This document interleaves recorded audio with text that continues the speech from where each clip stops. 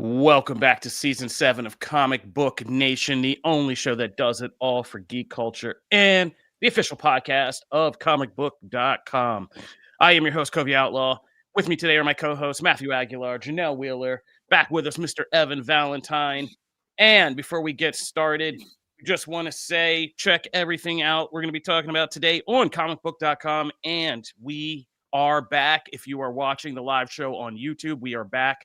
Or trying to watch on YouTube, we are back on the main comicbook.com channel. So tell all your friends, that's where you find us, on the main comicbook.com channel, YouTube channel, where we will be live streaming every week. And also, we have a growing community in our comic book forum. So make sure you hop in there, because that's what we're going to be using for our official chat place for this show as well. And that is forum.comicbook.com.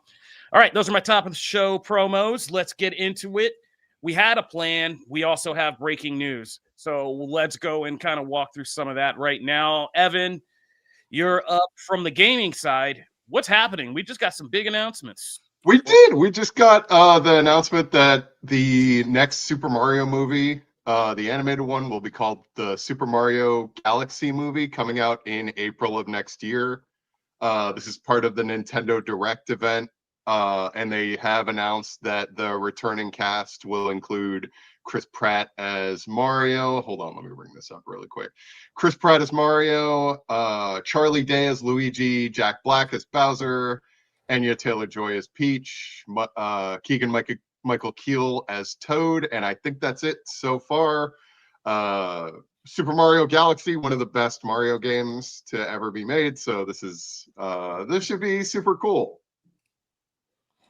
All right, and that's the breaking news right there. So it's going to be Super Mario Galaxy, which kind of makes sense given like what the first film did. If we're going to go bigger, right? Like this is the game to kind of pick to go bigger. Matt, anything you have that just kind of hits you, makes you say, makes you anything you want to see? We know you and Janelle are two of our biggest Mario heads. How you guys feel? What do they mean by this? Janelle, I will kneel to the Nintendo awesomeness that is Janelle. So Janelle, what your thoughts first? You're of the two of us, you're the biggest one. I probably just play it the most, but yeah, okay, fine. I'll take it. I'll definitely take it. I love my Nintendo. Can I just say this is my favorite thing ever. I just Googled like trying to find the article on this because it happened right when we were going live. And up pops a poster of Guardians of the Galaxy with the heads replaced of Mario, Luigi, Peach, Donkey Kong, and Toad. I love that Toad is Groot. It's just amazing. I love the internet sometimes. Most of the time I don't like it. Today I like it. Today there's a lovely moment. Today I like it. Sometimes I like it. Sometimes I don't like it. Today I like it. Exactly. Yeah, I'm very excited. This is going to be amazing. I'm absolutely stoked. Cannot wait. I just need Yoshi. He's my favorite. He's my favorite Mario. Because Kirby's like over here, kind of, right? And like Ember loves Kirby, so I'm also like hopeful for a little Kirby cameo maybe. But like I just need Yoshi. I do find it interesting that we didn't go just like straight up Super Mario Brothers 2. So like, like that that is interesting because that game was such a fresh departure from the norm and all that stuff when it hit. So like that's cool. I like that they're actually like, there's a part of me that's like, oh, that's interesting. And there's another part of me that's like, well, I like that they're not just resting on their laurels and just doing the first one again with like slight tweaks. Like they're actually, it seems anyway from this, and Nintendo really typically doesn't lead. Like they typically don't tease this kind of thing without actually like following through on it. They don't do a lot of bait and switch stuff. So like this would suggest that, hey, we're going to do some really fun space stuff. We're gonna involve some cool powers. That could be really interesting and make the sequel feel really unique and different. So again, as long as I get Yoshi, I'm fine. I'm happy camper. Green Yoshi, by the way. I know there's like multiple colors, but like it's green Yoshi. Never gave you the microphone. I'm just saying, I like Yoshi. Or the platinum. Never gave you Matthews the microphone. I like Yoshi. You don't know how to appreciate it. All right, now. All right, so Yoshi is your vote. All right.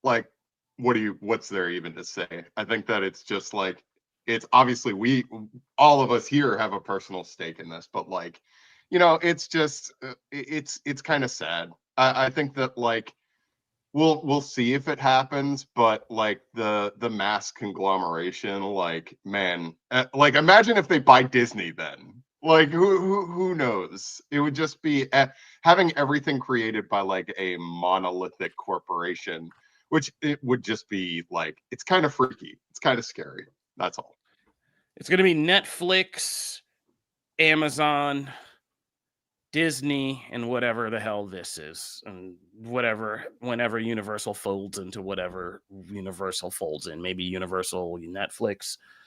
I mean, what? Yeah, Amazon already ate MGM, but it's just sad as somebody who studied film history, like, and was a film student, like, you had to go through periods of time where these were like the power players. You're seeing names that were like, this was Hollywood, like the Paramount lot versus the Warner Brothers lot, what they made versus what they made. Like in the 1940s, Warner Brothers just cranking out films, film noir, all this stuff, like, versus Paramount making like, big sweeping movies and epics and romances. And, it's just kind of nuts to see, like I said, and starting these corporate names start to creep into the studio names already. Like, it just feels like Thanos, right? Like it's inevitable. All right. Well, let's move on to something more positive, because now we're just getting downer. We're supposed to be like a geek distraction podcast. Janelle, Matt, you guys have anything you want to say? I mean, Matt, you were allowed to take this personally as well. No, am I? Am I? When I first heard it, I was just like, that makes no sense from from like a business point of view, because at one point in time, Paramount's, we are evidence of that. Paramount has been shedding talent, employees, divisions, all kinds of stuff for now going on a year and a half. And Warner Brothers is doing the same thing for what feels like 10 years. They've been like closing divisions. Their gaming stuff has been closed. They've had restructuring. Obviously, we know of the, kind of Zaslav infamous, like, cuts, shelving of movies, all that stuff, right? So like, but the difference is Warner Brothers Discovery feels like over the past few months has actually, and I'm not even just talking about like Superman, posting profit, which is like great on that end, but even before then, they've had a string of really good hits. On top of that, they actually have been like semi-profitable across their divisions, and they're like, they're actually have somehow, I think, gotten kind of over the hump of what felt like, just like, I felt like for a year we were constantly talking about the debt that they were carrying from the previous merger. So it was odd to see like Paramount go like, okay, well, we're going to bring a whole other giant on, and there's going to be a lot of debt in that, and we're going to go through the same process we just went through all over again. Because when you merge two companies, you're going to have a bunch of overlap and stuff like that. So I don't know. It just felt like you're fighting, you're in one arena fighting, and you go, okay, let's take on some other opponents. It's a very odd, it's a very odd choice. That said, it does actually, looking at kind of where both companies are, especially on the movie side of things and the television side, actually does make a lot of sense in that regard. Like, it, WB has lost a lot and has kind of had to change their television strategy and their streaming strategy a bit.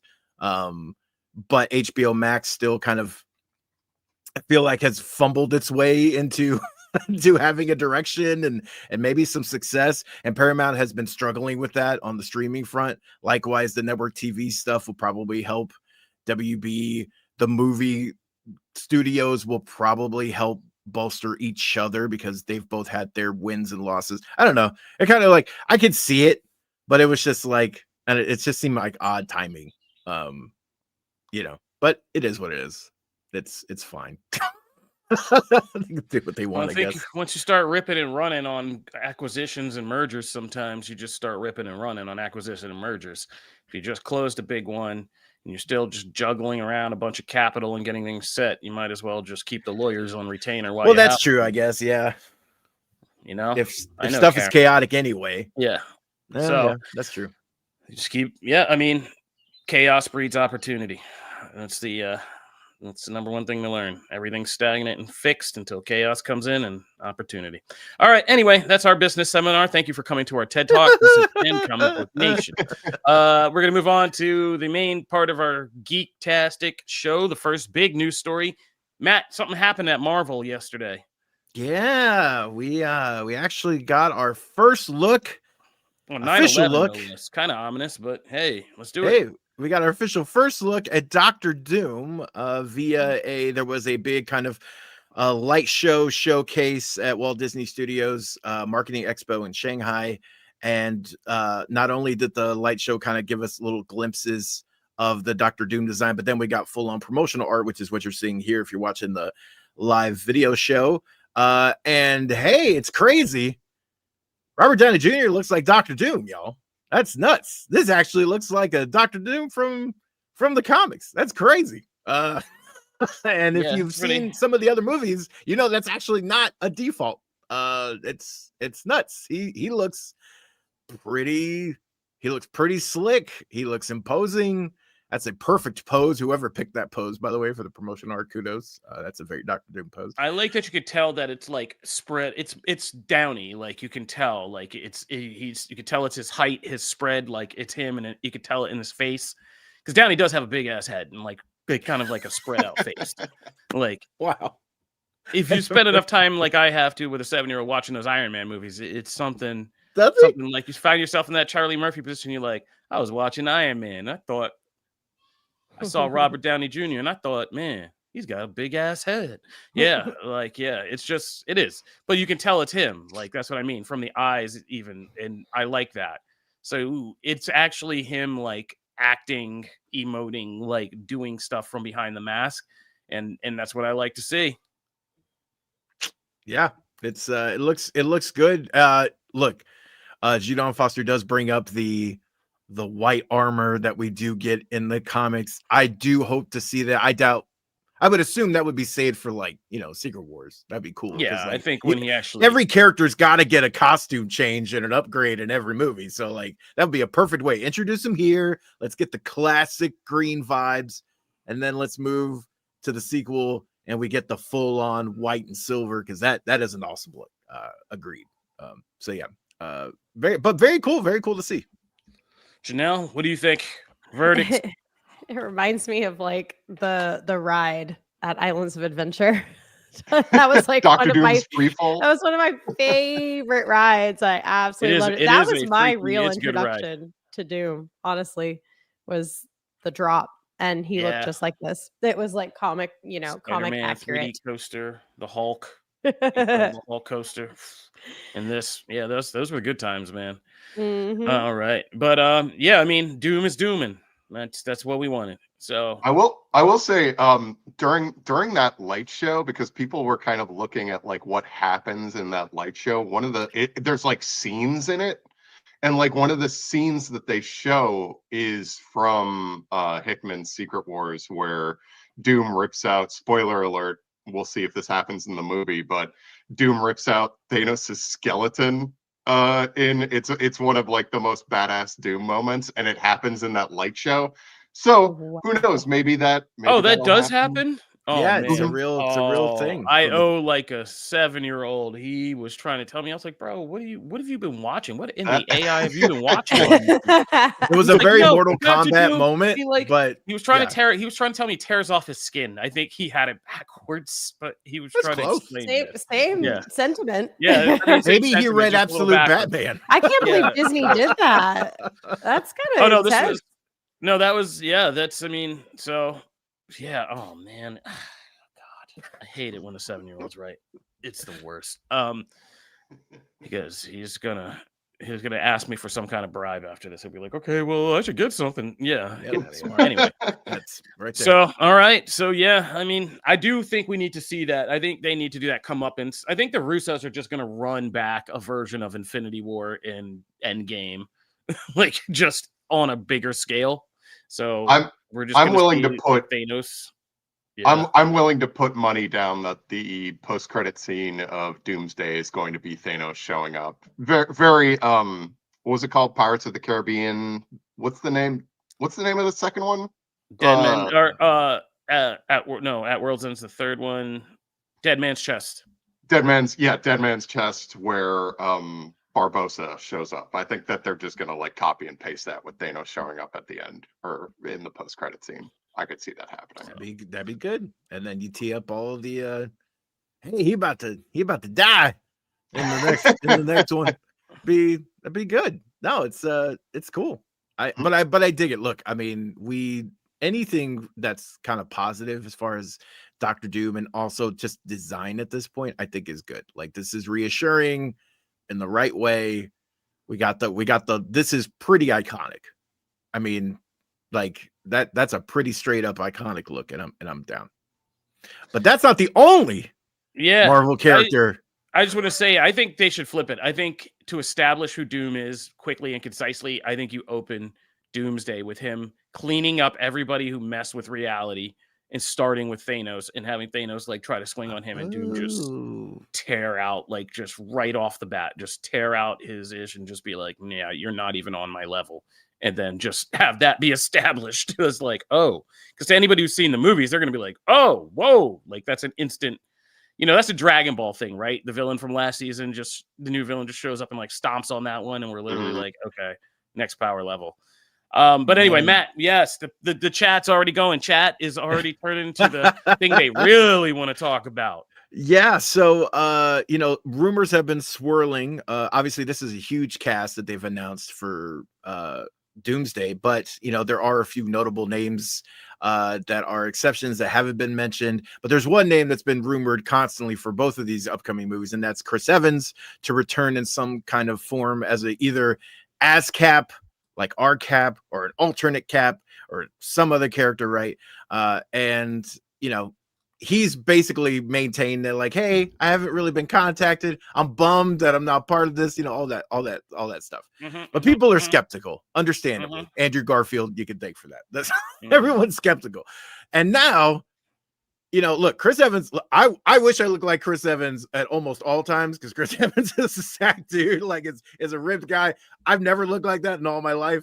However, now people are noticing that, hey, he's bulking up. He's starting to look a little more like bulked up Cap from Winter Soldier and those kinds of things. And why would someone do that right now? Well, it's kind of interesting timing, right? Especially as Doomsday is kind of wrapping up and then Secret Wars will ramp up. And so now there's a bunch of speculation out there. We'll see. This is one of those, I feel like he's a part of this in some way, even before the bulk up. I think he's part of this in some way, and they're going to try and keep it as secret as possible because that's a big time cameo. That's going to be a war. But we'll see. We'll see. But this isn't going to not add fuel to that fire. I think there's going to be two parts to Cap. I think you're going to sprinkle people in this. I think because there's a lot of money in this, a lot of actors. I think you're going to get as much out of them as you can. So I think there's going to be several places we see Steve Rogers and possibly even Johnny Storm appear. I think I still maintain the theory that there's going to be a lot of this that is going to be the Russos kind of being meta, and like Doom is literally cleaning up their mess since the post Endgame. The whole kind of underlying subtext of this will be like, yeah, since we last left, we know this thing has been a mess, but we're going to clean this up for you. And we're going to paste it all back together in one big rubber band ball of cool stuff, come back in phase 7 and see. And so like, I think this movie is going to literally be Doom's checklist of like, I figured out the multiverse is unraveling. Why is it unraveling? Oh, all these different people have been messing with all of this stuff and there's any number of ways to rope in surprises from like the Spider-Verse movies to everything. Like everybody's been kind of knocking on this wall. I'm going to have to start to fix this myself.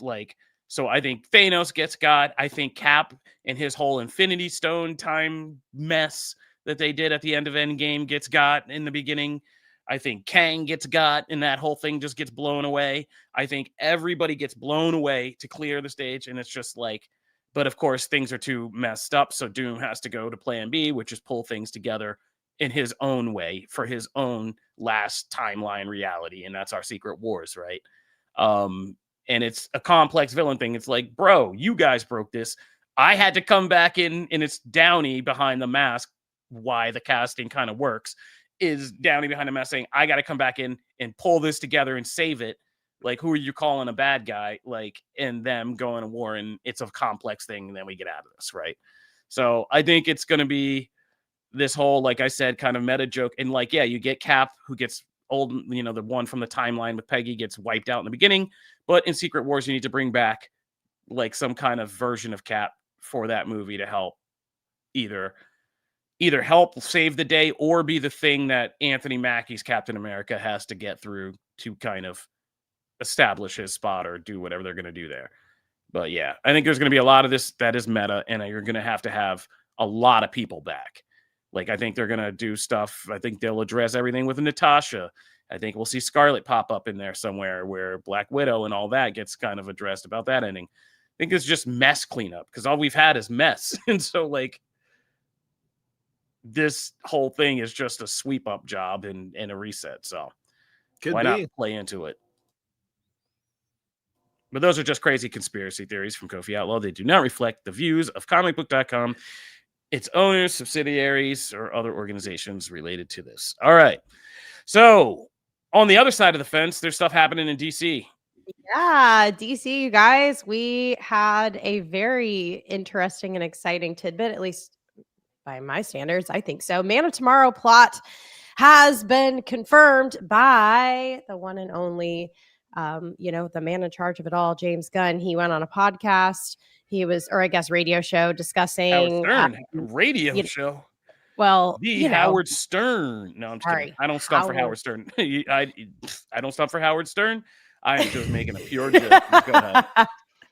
Howard Stern. He has a way though of getting the details, getting to the nitty gritty. He has absolutely no shame. And so Gunn actually said that our next film, Man of Tomorrow, is going to have Superman and Lex Luthor teaming up. The quote was, "It's a story about Lex Luthor and Superman having to work together to a certain degree against a much, much bigger threat." That is the quote. And now everyone is speculating, trying to figure it out, scrambling. Maybe that's not the right word, but everybody's trying to figure out who it is. And we have a beautiful list that Kofi made of possible villains. And it is honestly a little overwhelming, but I'm fixating on the fact that Lex and this Superman from this film and this world are teaming up, because the last we left them, things were really not good between them. And it is hard to even imagine that these two are ever going to even like be in the same room together. So I'm really surprised personally that it's that quick of a departure from villain Lex to team up Lex. I'm very surprised that we're taking that next step, but I'm about this. Like, this actually made me way more excited than even like the Doom image or any of the trailers that dropped, for fall TV that we're like kind of checking out. This is my favorite topic of the whole podcast today. What are you guys thinking? You guys, what you really want to hear here. But I will, because I wrote a whole article. I linked to it, and I'll do my own self-promotion. Yeah, Brainiac. We want Brainiac. This doesn't have to be complicated. We really want Brainiac. What is the thing that often makes Superman and Lex team up? It's not losing Earth to Brainiac. Lex also doesn't want there to be some other intellect that is smarter than his. And so he takes that personally. I also think it's Brainiac. In the article, I break down why, because Brainiac is also a great kind of wedge villain where you don't know where Lex is going to end up in all this. He could end up battling Brainiac. He could end up siding with Brainiac. He could end up pretending to side with Brainiac to get his own stuff from Brainiac before he turns on Brainiac. It can be a whole saga. Like, if you've ever read any of these or watched the cartoons and seen any of the classic kind of Superman, Brainiac, Lex trifecta interactions, it's what's good. So I've said, like, yeah, I wanted to see this film be kind of about Lex, even like doing from recent comics, kind of challenging Superman to do more for the world and hit people with his fists. I would love to see Supercorp established, Superman trying to do this, trying to like manage a corporation and save the world, and like what does it and how difficult of the job that is, and just maybe when he gets his feet under him, oh yeah, there's this thing that's been lurking in the planet in, you know, technology systems kind of preparing, and it's Brainiac who shows up in this big third act thing for, you know, forcing Superman and Lex to kind of work together or whatever it is. So that's a simple movie. I don't need complex movies anymore. I don't need big I don't need Shyamalan twists. Like, if this is the framework, good. That's sturdy. Now fill it in with a good story, a good character developing story. How does Lex maybe influence Superman a little? How does Superman maybe influence Lex a little? Because those are the great kind of stories that we like. I love a comic that, like, I think we read one. Did Williamson do one recently, Matt, where like the beginning, or it was a Superman annual or a Lex Luthor comic where they show you kind of like their upbringings, like kind of juxtaposed. It was the Lex Luthor special, yeah. Yeah, and it's like kind of showing you like the juxtaposition of like what Clark got versus what Lex got, and like kind of showing you indirectly how they'll become these two different men that they're going to become. So like, yeah, I want to see that interplay. I like deepening things. I like a Lethal Weapon 2, you know what I mean? I like a T2 where you switch around same characters, just switch around some dynamics. And this is what this sounds like. I mean, that's kind of crazy. This is like T2, right? Like where the enemy for the first one you got to work with, and like you're not really sure about doing that, but there's this other thing out there. So yeah, I'm about it too. I think that Brainiac as a threat, and if I had to put money down, I would say it's going to be Brainiac. I think that Brainiac is such a good antagonist for Clark and Lex to team up, because he is effectively, he's not really like, he is a powerhouse villain in terms of he create his big skull ship, all the robots, he can be physically imposing, but also he is very much an intellectual threat. So, and he's the perfect representation of an alien antagonist that Lex would hate, while simultaneously having this big, like, you know, origin story that ties into Superman's backstory and everything. So it really works in that regard. Plus, please move on from, you know, bringing back Zod. And Superman does have a great rogues gallery that you can, you know, I love me some Doomsday. I would be happy if they don't go back to the Doomsday well for this. I know we have somebody in the comments who says, why not Darkseid? Because Darkseid is too big for... Darkseid is a threat that will unite, I believe, all of Gunn's DC universe for something in the future. My theory has always been that James Gunn is leading us to a big Final Crisis style event based on his use of the of a lot of the Grant Morrison stuff in general. But with all that being said, my wish for who this would actually be, if it doesn't turn out to be Brainiac, is I want to see me some Mr. Mixia-Spitlick. Oh my God. I want to see, dude, it would be, oh man. I would love to see the little imp show up in the next movie and be the giant threat. I think James Gunn would love that. We know how much he wants to bring Batmite into his DCU. And this would be the perfect opportunity to do that. Maybe, I think, like, might be a little too much to have an entire film. Yeah, you're out of your mind. We avoided that caterpillar. We already avoided the caterpillar in Shazam. I'm not going backwards. But for Matt, I think there's a weird way, you know, to tie in another thing Gunn said this week about Peacemaker, and who was almost cast as that was Dave Bautista, which was crazy to think about. But Matt, maybe there is a place for Bautista. Maybe it's in your pick for who this villain should be. Oh man, look, teeing me up there. That's nice here. I saw it in the comments actually too. I think Brywood hit on it. As someone who loves the War World epic in Superman, I think Mongol would be a great pick for this. Number one, because we can bring in so many elements from the more recent comics with him. We can also, I mean, look, you got to remember, by the way, Mongol had a role to play in the death of Superman and in the reign of the Superman and all that stuff that's like iconic. There was a whole part of that. Like the reason Coast City's gone is that like there's a lot you can do with that. And the stuff that if you're going from the first movie, one of the biggest kind of touch points for that movie is Clark or Cal in this case dealing with his Kryptonian heritage and it not being what he thought it was, and the thing from his parents and all that. So if you're going with that, then number one, bringing another cosmic figure is always interesting because that they react differently to the Kryptonians. He would probably come to Earth going, hey, they had a similar mission to us, and like there's already one there. Why don't I go and claim that and we can work together, right? And you're having him fight against kind of something and him having to still deal with the ramifications of what that did. Then on top of that, you show Lex what an alien who wants to conquer really looks like, and someone who has the wherewithal to do it.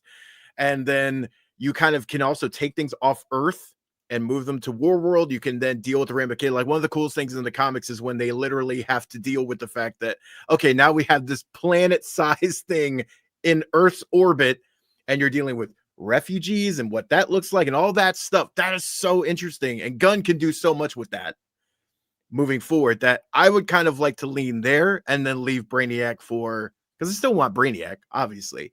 He's one of the best villains. But I think you can touch on some of the same things you could like. I actually like Zod as well, because Zod actually, of every villain, Zod makes the most sense just because Gunn already opened the Pandora's box with all the Kryptonian stuff. Having Zod come back actually makes the most sense if you're dealing with the evolution of those themes.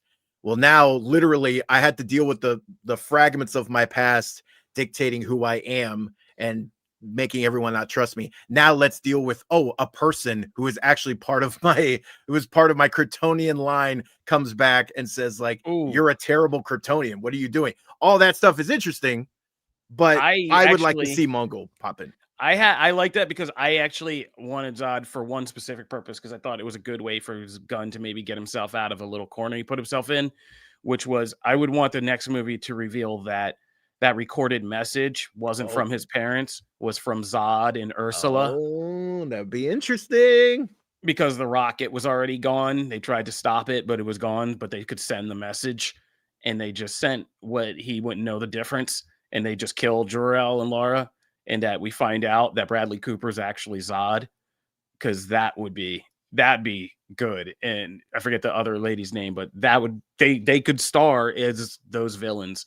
And that would be pretty good. And it would be a good way to kind of retcon that whole thing. And for Kal-El to eventually figure out and kind of come back to some other actors playing his real parents, being like, giving the real Superman message to him. Like, yo, be chill, show people the way, do that. Be cool, bro. Oh man, yeah, that would be awesome. That'd be a fun twist, because Bradley Cooper is Zod. That'd be the way he just already played that, like the kind of the aristocratic, more like that Terrence Stamp kind of thing. Yeah, I would love to see that. That'd be fun. So I think one thing I wanted to touch upon with Mongol, which I think is like Mongol would be a fantastic choice, as Matt kind of laid out. I think like the stuff with the Black Mercy and the storyline for those who in our comments may not have experienced this, you can either read the comic by Alan Moore, or you can watch the episode of Justice League Unlimited. For the Man Who Has Everything is one of the greatest, not just Superman stories of all time, but like greatest comic book stories of all time. In a perfect world, you would bring Eric Roberts to play Mongol. Oh my God, I love Eric Roberts' portrayal of Mongol in the obviously he's not physically imposing enough to play that character, but like his voice is so good. But I think that Mongol works on a number of different levels. He's so scary, he's physically imposing, but he also, the Black Mercy creates like this perfect situation where it creates someone's perfect world while simultaneously putting them into a coma-like algorithmic bubble. Yeah. And that almost like a strong man running a strong man world while giving people the ability to lose themselves in these self-serving algorithmic bubbles is no one knows anything about that. Yeah, that'd be wild. It's an entirely new concept. Sci-fi. Yeah.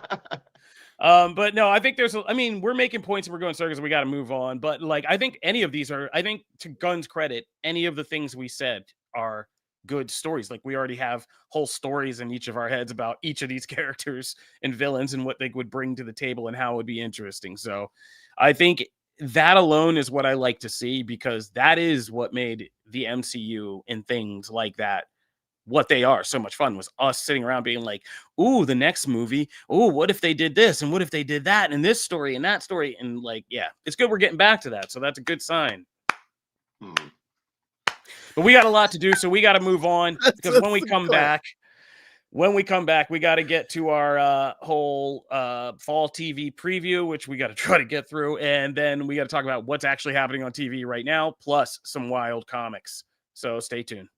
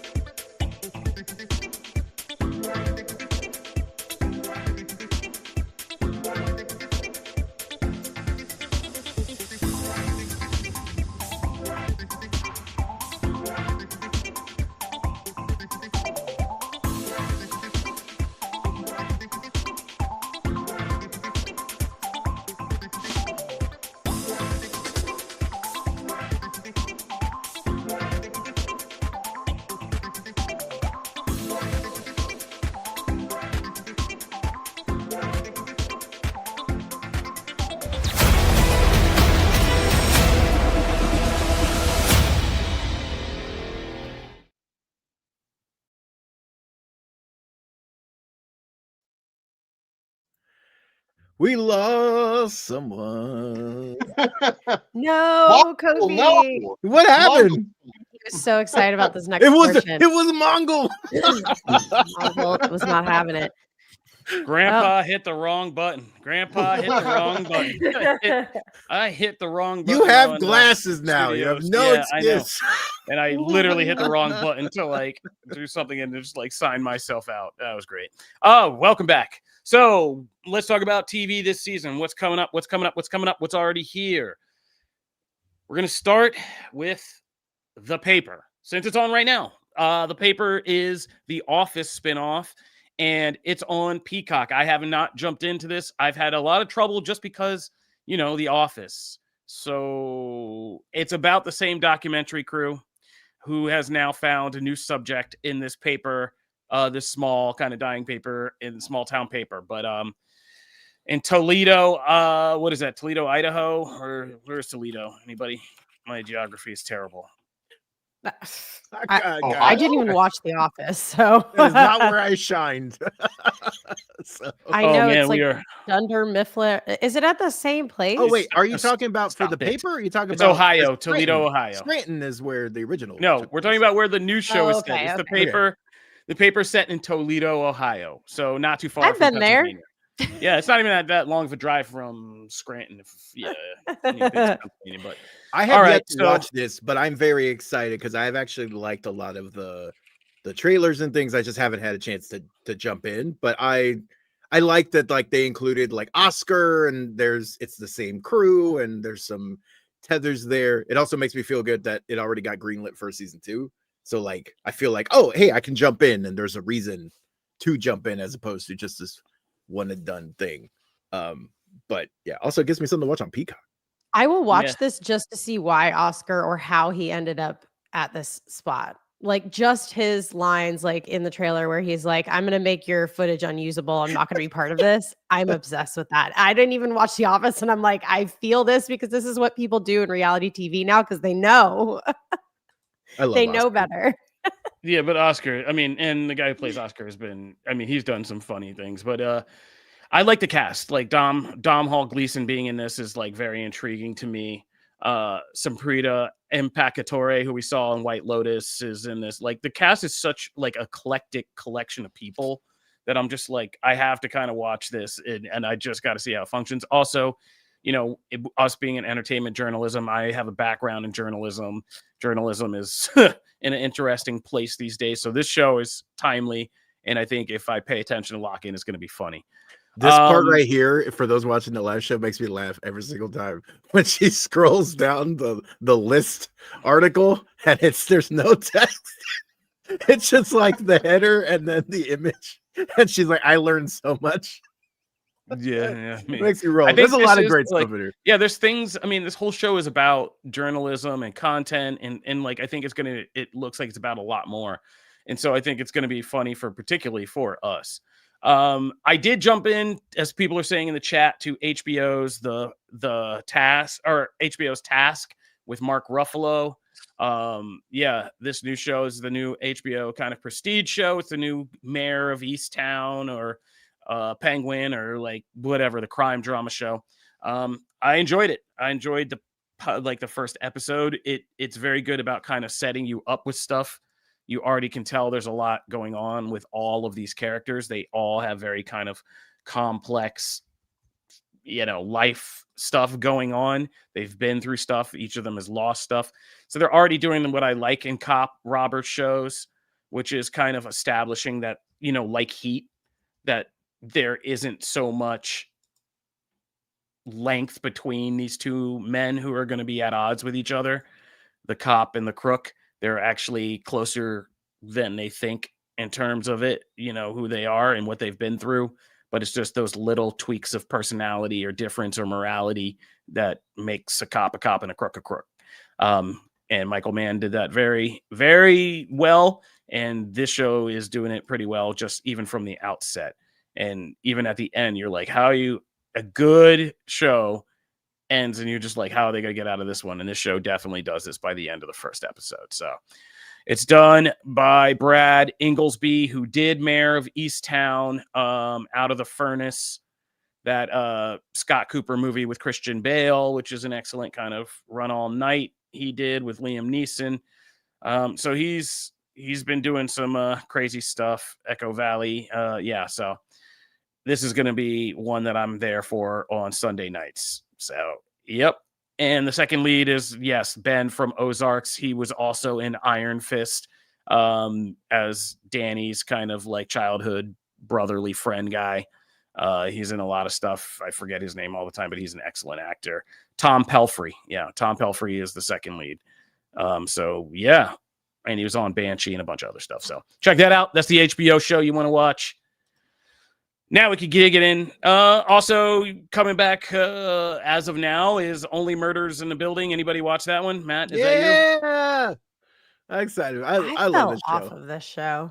What? Yeah, I never got into it. It's not for me, but I know Matt loves it, so I wanted to give him a shout. Oh yeah, I'm excited for this.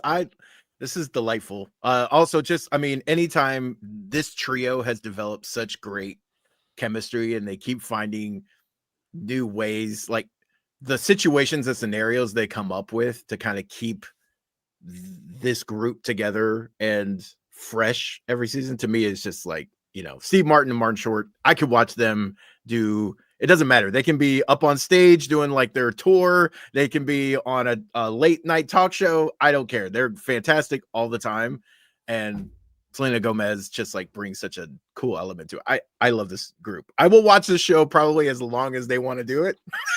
Because it's delightful. I love the murder mystery whodunit stuff. It's great. It's a Matt show. We love it. It really is. It really is. Yeah. This is Matlock. One I didn't know was out already, but I want to see now. And it's good to do these TV previews because I actually learn a lot when I do them. Is Amazon's The Girlfriend. I want to see that. That's Robin Wright and Olivia Cook. Oh, Janelle's like, no, I didn't know if this was going to be. I put this in. I was like, is this for the ladies? Is this going to be like the show this year? Is Amazon's The Girlfriend, where Robin Wright plays a wealthy, kind of powerful mom, and Olivia Cook, who is the queen of the Greens on House of the Dragon, plays the girlfriend of her son, and it becomes this whole mother-girlfriend Oedipal kind of push-pull for this son's kind of affections. And yeah. Oh, I don't know. I didn't know if we were gonna show that. The beginning of that trailer was a little scandalous. So I was like, oh, are we even allowed to show that? This is gonna give people like flashbacks. This is gonna like for people who had bad like stepmother like her mother-in-law or mother-in-law. This is mother-in-law stuff. Yeah.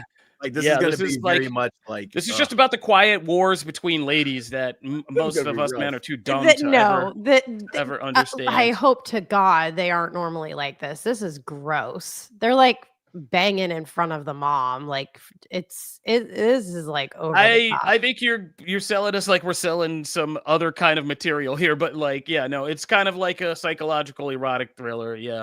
Yeah, it's not like funny. It's not like Bride Wars or like Monster-in-Law. Like this looks like gross. Well, I think we're leaving out the hook that the mom begins to suspect that this girl isn't just some girlfriend, that there's something like deeply kind of wrong with her. I think so. I like these because I like I like the old 90s, like Hand on the Rocks, The Cradle, Fatal Attraction. Like I like a good erotic thriller, man. They're good. It looks good. It just sex also violence, looks disturbing. I always love that. So it's good. I want to check that out. Robin Wright and Olivia Cook are just, they're great.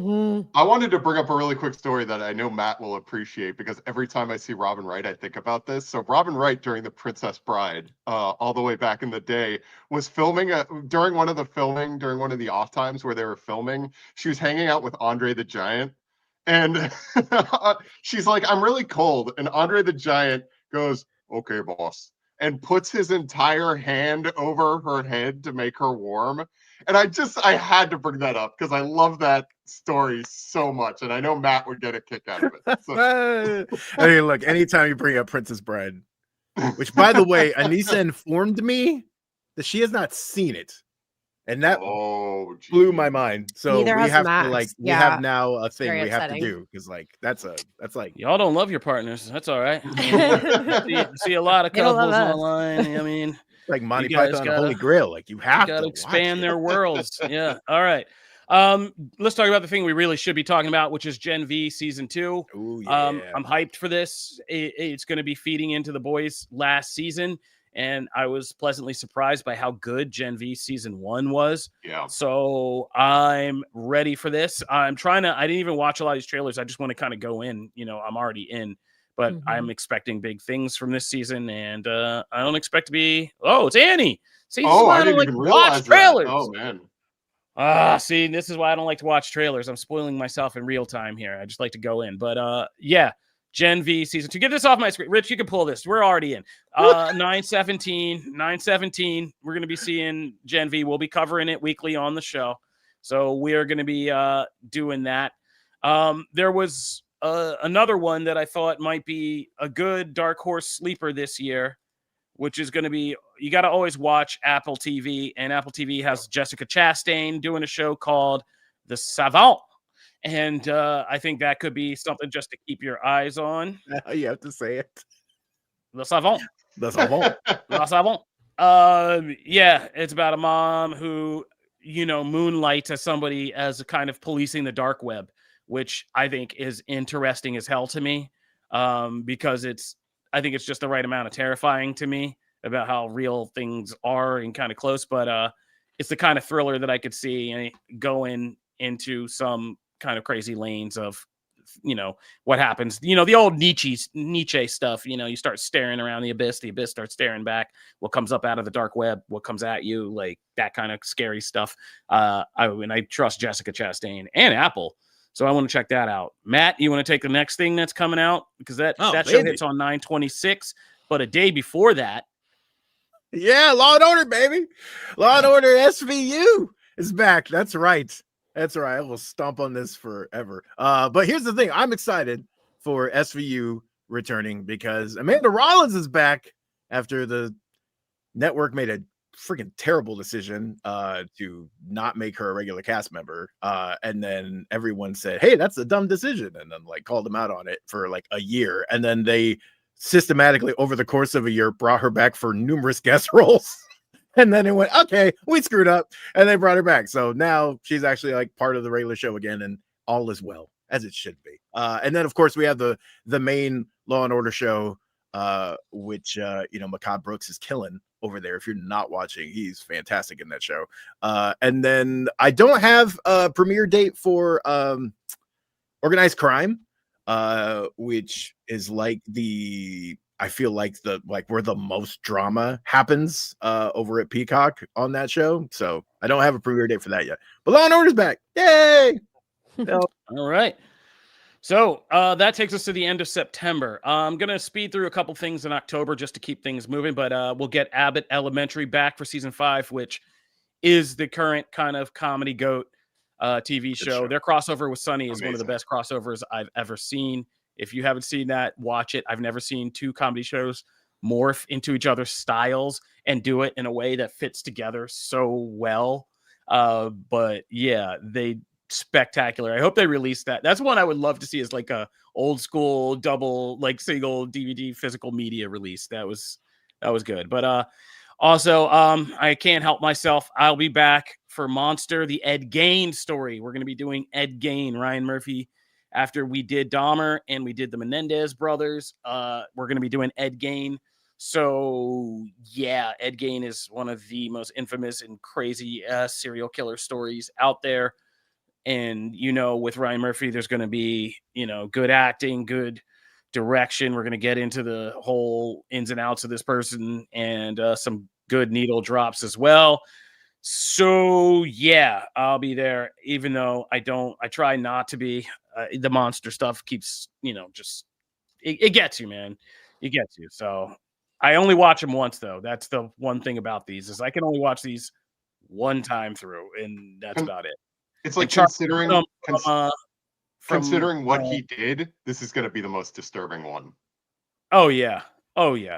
And Charlie Hunnam from Sons of Anarchy, who already took us on a descent into just, I can't watch you kill people anymore once, is going to do it again. So here we go.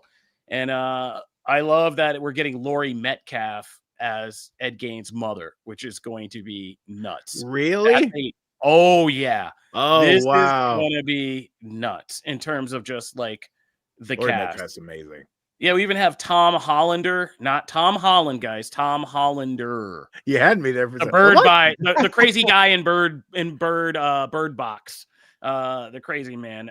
He's going to be Hitchcock. Like, we're going to get a lot of people in here. Like, oh man, yeah, we got somebody playing Anthony Perkins. Like, it's gonna be really crazy. So, because in case you didn't know, Ed Gein is the serial killer. Him and his mom, that whole thing is the serial killer that inspired Norman Bates in Psycho. So that's kind of the story we're going to be getting here. So yeah. And so that's going to be coming out in October. And just to speed us along, like we're going to be getting, there's a whole showdown of serial killer docudrama shows coming out this season. So we got Ed Gein. We have Devil in Disguise, John Wayne Gacy. So we're going to be getting a Gacy thing on 10/16. Monster comes out on 10/3, and Murdoch, Death in the Family for 10/15. So yeah, there you go. If you're into true crime and all that, you got the dramatic versions of all these coming your way. The other show I want to see is DMV, which is between this and The Paper, these kind of workplace comedies. There's a show DMV that's coming out on 10/13. And it is, as you can guess, about DMV, which I don't know how we have waited this long to tap the DMV as a source of comedy. Because if you've ever had to do it, especially if you're like in Tennessee right now and dealing with like this real ID stuff and all that, it's nuts at the DMV. it is always a carnival of oddities, and you're like, I really live in the same state and area with these people. Like, that's disturbing. But yes, I want to see that. Let's see. What else is coming out? Anyway, what should we talk about? Oh, Matt wants to highlight Nobody Wants This, the new comedy, romantic comedy with Kristen Bell what and I'm Adam Brody. into. Thank you, Janelle. I'm excited about season 2. Oh, me You are too. so weird. Who am I potting? What? You are so Number weird. one, Great. those such a two, weird Kristen combination. Bell and Adam Brody, have amazing chemistry, and it's awesome. Like, I like that. I feel like some elements of the rom-com genre are kind of coming Same. back into style a little That's bit over the fair. past year and a half. And so this is like this feels like a modern rom-com with some depth, and I dig it, man. And also, I I need will follow cozy anything Kristen going Bell into does. fall. I don't need murders. We're good on that. Yeah, like there's a lot the of world death is good on on this that. Yo, list. hey, don't start a civil war of fall. Like, there's two things. There's many elements to fall. There's pumpkin spice cozy. There's football. And Yo. there's spooky season. Do not step on Pumpkin spooky spice It's season. has different started. than murdering. Shout out to all my witches. Murder. What up, witch? So yeah, you gotta let everybody cook in the brew, you know. It's all fall. So yeah, we gotta have spooky season. We gotta start getting scared. I want to be freaked out all October from start to finish. I don't know what you guys do, but I stream. It's horror. All I have to do or is watch the true news, and I'm crime. very freaked out. So Yeah, no, that's not. Come on, stop, man. We got rid of one person. We can knock your window right on out of here too. We I already just banned watched one Charlie person. Brown and the Great Pumpkin over. This and is over. supposed to be a safe I like haven that kind of from the real spooky. world. Cozy spooky's good. I want to be fake Scooby-Doo? scared. Yeah. Well, Because speaking when I'm of fake scared, scared, I get to turn it off and just, feel better. What's up? Squid Game. Yeah, that's what I wanted to say. That's the thing scary. I was excited for. Squid Game, the challenge, but it's the too. challenge. The Yeah. best Squid Okay, so Game. there we go. Now we meet back in the middle. Oh, Yeah. Matt. Fake The murder. best Fake Squid murder. Game is back. Hey, everybody. The show Fake sucks, murder. We but can this is all great. agree. Yes. We can all agree on fake murder. All right. So Squid Game, the challenge has come back for season 2, and I'm psyched. Let's go. I love that show. And they're clever. Like, they're clever with the games, and they're clever with how they kind of modify them. I love the battle. I want to play that battleship game they played in the first season. Like, I want to get on a little boat on a little pool and, get dumped off if we get shot down, It sounds great to me. So I'm all about it. Trailer. That's such a screwed up shot. Yeah. That's I so hate it messed so up. much. man. Sorry. I'm gonna love this. Right on the back of that, I might as well just not stop my guilty pleasure reality shows I put in the Secret Lives of Mormon Wives. Was that Season you? 3 is gonna be, Is that yes, you? it was. Tried. I Yes, can't get it into was. this at all. Season 3 is gonna be a mess, and I'm here for it. That's all I will say. So messy. We can move on. I do Pluribus. Pluribus is the show I am very interested in as a dark horse. If you don't know anything about Pluribus, this is Vince Gilligan, the creator of Breaking Bad and Better Call Saul, starring Rhea Seehorn, the co-star of Better Call Saul, and Vince Gilligan's going sci-fi. So that's all I know. That's all I need to know. Rhea Seehorn, Vince Gilligan, sci-fi. I'm in. You got me. And so I am really, really super. Oh, I didn't even link to the trailer. Amateur hour. Boy. Yeah, but I'm just okay. We'll cover it when it comes up. Pluribus, keep that on your radar. It's Vince Gilligan's Breaking Bad. So I'm curious what What Vince is it Gilligan on? does with sci-fi. What's it on? Oh boy, I really It's did okay. good, No, folks, I and just was put you on highly spot. interested. No, we're good. No. We got it. I will figure it out as we go along. I know Matt had something in this that he was the Mighty Nine. I put in there. It's on Apple TV as well. Okay.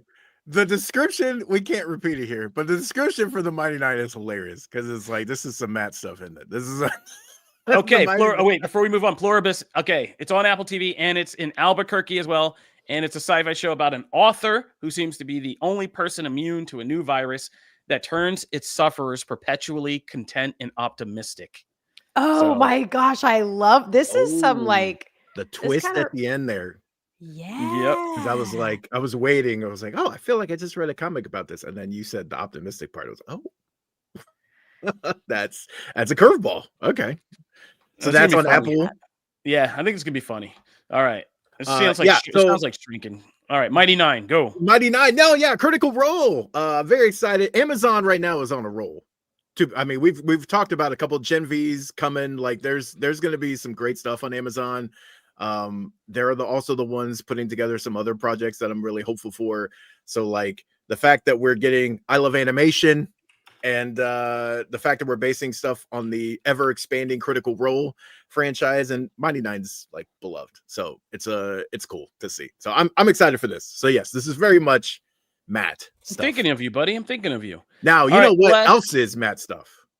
Because the other last two, we can land this. I mean, they're going to be big things. Stranger Things 5. Yeah, the headliner. Really, this is the headliner of the season. Is Stranger Things 5. We're going to be getting the first part of this last chapter, and yeah, we're all here for that. We don't have to sell this. It sells.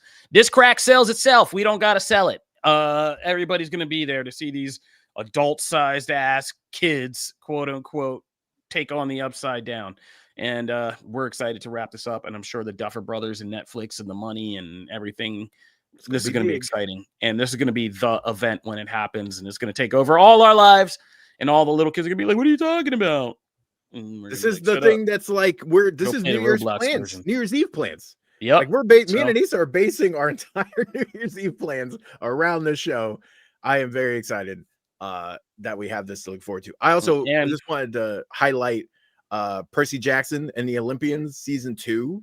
I really actually enjoyed the Percy Jackson movies that happened before. I know they're divisive and some people didn't love, like, authenticity wise or anything like that to the books, but I still enjoyed them for what they were.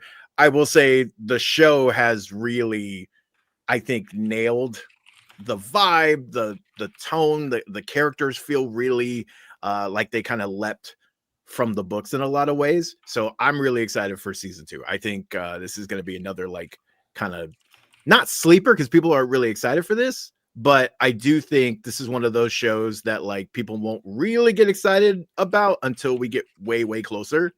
And then as it comes out, word of mouth and things, I think this will be a fun thing to talk about at the beginning of next year, because this hits December 10th. So this is right at the end of the year. So I'm excited for this.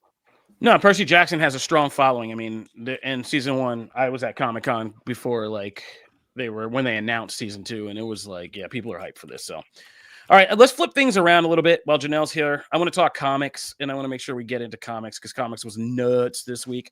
So let's talk about Absolute Batman. Matt. Yo, I feel like we've done this several times now about Absolute Batman, going like, man, I was not prepared for that issue.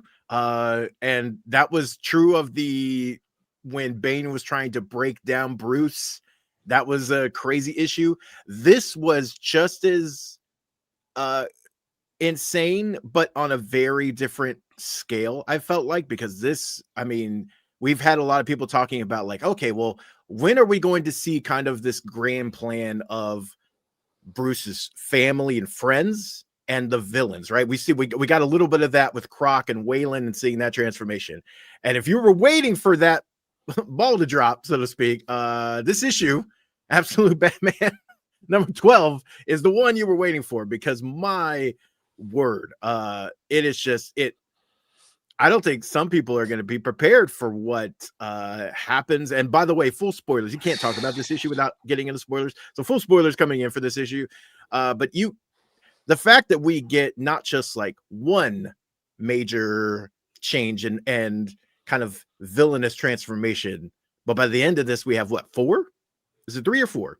3. 3. Okay. Penguin, Riddler, Brainiac.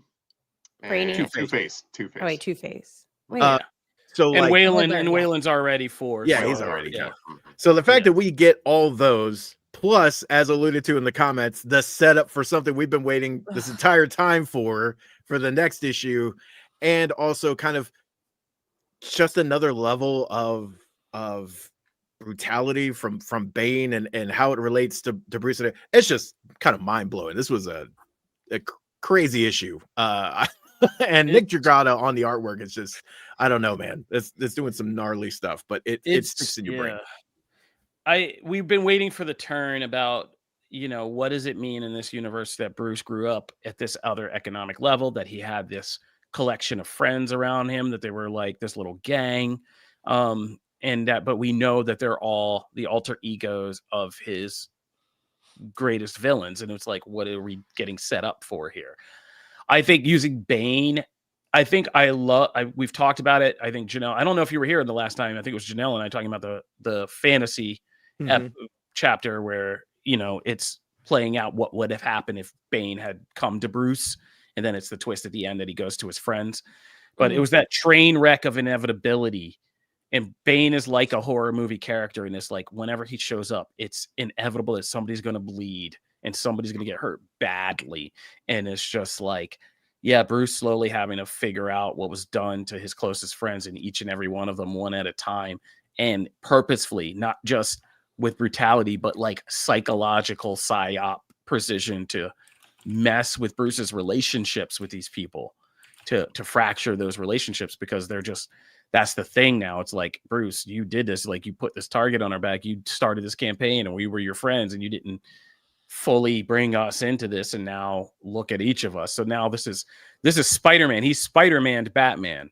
He made it personal with his rogues. Like, this is all very connected back to Bruce, not just some people Batman encounters in Gotham. And that's highly interesting, because this is going to change the dynamic of this Batman who's brutal at the beginning and so uncompromising, because we come back already in this issue to that thing about the Black Mask chapter where he could have bent, but he doesn't, because he says, I'm Batman. But like, this Batman's going to have a lot more mind F's to deal with, and how he approaches these criminals in the future, because he's responsible for their origin. It's not ambiguous. It's not like in the thing where we have that debate around the lunch table. Does Batman cause these crazies to become crazy? It's like, no, in this universe, no, Batman really did cause them. He created them. Yeah. So he is responsible for now just cleaning up his own mess, as well as this campaign to fix Gotham. And so, yeah, it's really highly interesting. And then by the end, we get an immediate power level for Catwoman. That's very interesting, as she just whips Alfred's ass. And yeah. I as a person who, my favorite Batman villain is Bane. I've always loved Bane, to almost to an unhealthy degree. But I think that Scott Snyder has just been killing it with this take on the character. Although I will note that when I heard that they were going to introduce him, I thought they were going to make him really small. I thought he was going to be a little tiny man to kind of like fight against a giant Batman. But I'll take, if you want to make him like 100 times bigger, I think that kind of works for the character for this take. I've been digging it. Yeah.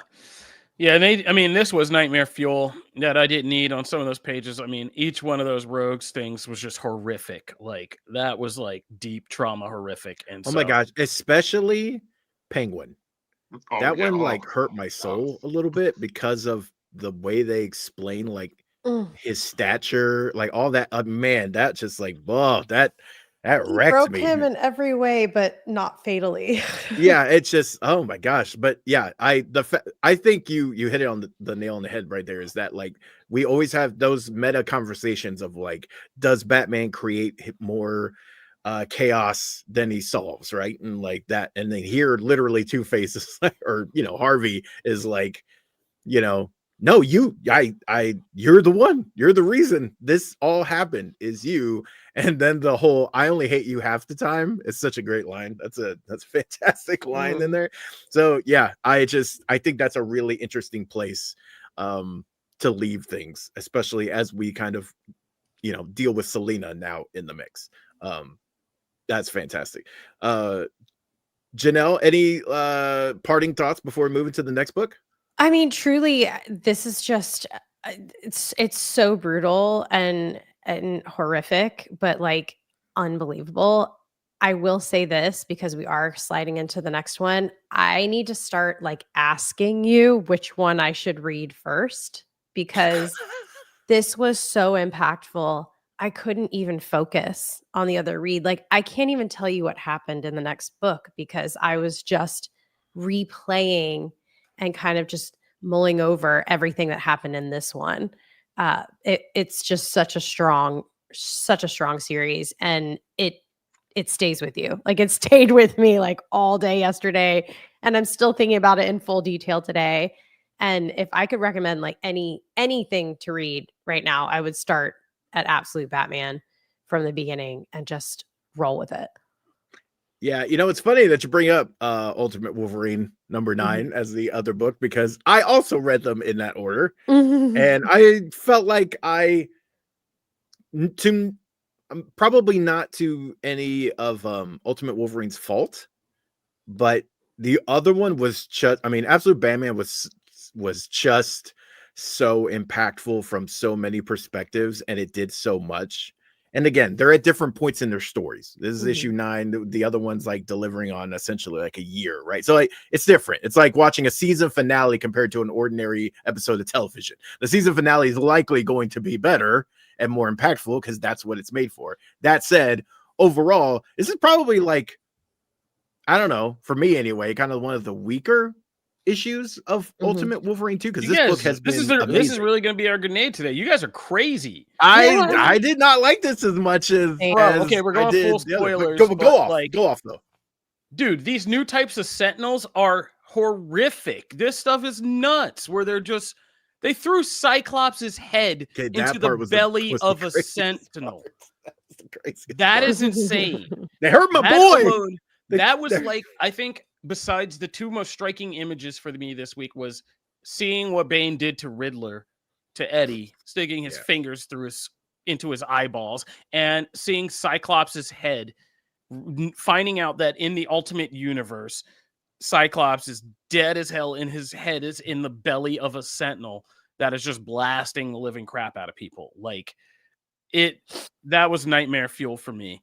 I was as in Ultimate Wolverine had me on the edge of my seat because of how badly Logan wants to get what he wants in that issue, and he doesn't. And that whole kind of like that chase stuff, the scene was nuts to me, and I was just like, I wanted him to get that so bad, and him not getting it in the end, I was just like, oh. And the artwork in that is crazy, and that final scene. Yeah, and just that whole thing, bringing in the Sentinels that way, those versions of the Sentinels. I'm always curious, like, what Sentinels are in, like, other timelines. And that was a nightmare thing. And, like, what were they called? Like, TS Sentinels or something, like, whatever those are. Yeah, those are now a thing. We need those to be a thing. Like, the whole idea of hacking up mutants and putting them in the mutant-killing robots is... We've circled stuff like that before, but I thought that was nightmare fuel as well. Reading these books back to back, because these are always going to be the two I go to first when I get the stack, and it's going to be in, of course, Absolute Batman and then Ultimate Wolverine. But it was just like, man, I had to take a break and go outside and touch some sunlight, and I was like, yo, this is crazy.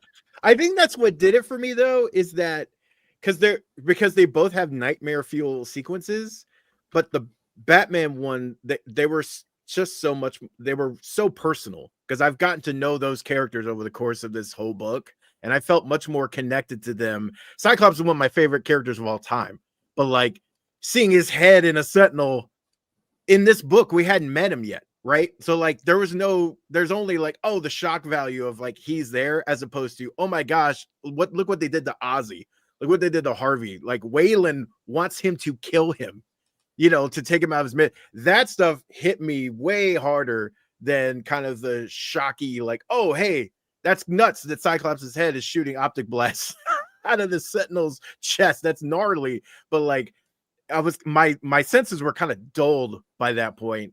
And then by the end, we're really in the same exact place Wolverine is, because he doesn't get what he wants and they're still chasing them. So nothing actually progresses. And then on top of that, like I was already had my senses dulled a little bit. So I think honestly, if I'd read this first, I probably would have come away with probably a better feeling from it, and then been super hyped with Batman. But as I read them the other way around, I just feel like it probably mitigated my experience a little bit. Yeah, okay. That is what it is. That's what it is. Janelle's on the same page. I personally I thought it was a great palate cleanser because Batman was talk heavy. There was a lot of it was a lot of the dialogue in between the visuals of, it was a mind F because they were saying all this stuff to Bruce. Wolverine is just straight up action. It's just That's like true. Yeah, it's just one issue of a chase sequence in like this mission, and I thought it was good because I didn't have to think too much. I could just, I was just like good. It was like edge of your seat, like I said. But anyway, it was a weird place to get hung up. Let's not get too hung up there. But that was comics this week. Yeah, and we don't want to say too much, but yeah, we're gonna be doing more with comics down the line, and you guys should be excited. So start reading these books because we're gonna be doing a lot of talks about this stuff. Let's back it up, and drop back it up and drop. It's Friday night in Nashville, baby. All right, so let's talk about stuff that Janelle can also join in with first. So we'll do the long walk at the end, but let's talk about Alien Earth episode 6 and Peacemaker episode 4. Both of these for me were chess piece episodes where we kind of begin to rearrange the board for the next or final arc of the seasons that we're kind of looking at. Alien Earth did it. We got to meet the last of the new species, the fly. We started to see some real bodies start to drop. We're beginning to lose primary characters, at least the ones on the edges. So that's kind of means the stakes are kind of gathering up. We know the stakes are gathering because we see what Yutani's about to in Morrow. Everybody's gathering, right? This is the chess piece, arranging the board episode. But I thought a lot of interesting things happened in this episode. It's actually really dense. I've seen it like now a couple times, and it's hard to even register how much is actually going on in this episode. But this episode, the theme I thought is brilliant, is what Boy Cavalier's reading about what happens when this is kind of adolescence, like what happens when you start to grow up, when you start to realize what the real world is, how when that naivete begins to melt away and you got to start to make big girl and big boy decisions. Because everybody in this episode begins to do that. The hybrids begin to think a little bit more for themselves or wanting to take on more responsibility, whether it's Smee trying to feed the animals or Smiley who's got to do this thing for Morrow and betray people and do that, or Wendy who's beginning to wonder about, her own autonomy and stuff, or what they're doing when they're erasing what's her name's brain and kind of playing with that. So yeah, I thought this was interesting because I do like the sci-fi elements of this show. Like I do like the whole hybrid kids in adult bodies, sci-fi of it all.